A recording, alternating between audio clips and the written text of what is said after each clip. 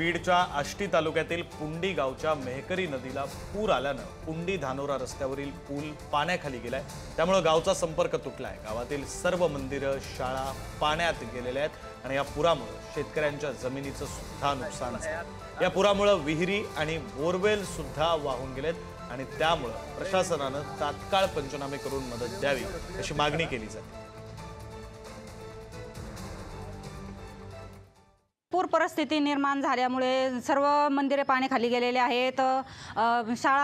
शाळेच्या कंपाऊंडला पाणी चिकटून गेलेलं आहे। जर थोडा अजून जरी पाऊस झाला आणि पूर परिस्थिती निर्माण झाली तर शाळाही पाण्याखाली जाऊ शकते आणि मशानभूमी ही पाण्यात गेलेली आहे। शेतकऱ्यांचं तोनात नुकसान झालेलं आहे। कोणाचं मोटरा वाहून गेलेले आहेत, कोणाचं सोलर पंप वाहून गेलेले आहेत आणि पिकं ही पूर्णतः पाण्याखाली गेलेले आहेत। नदीकाठच्या ज्या लोकांची जमीन आहे त्या जमिनीही वाहून गेलेल्या आहेत। माझी प्रशासनाला एवढीच विनंती आहे की आता पंचनामे करण्यापेक्षा सरसकट सर्वांना नुकसान भरपाई द्यावी अशी माझ्या शासनाला नम्र विनंती आहे।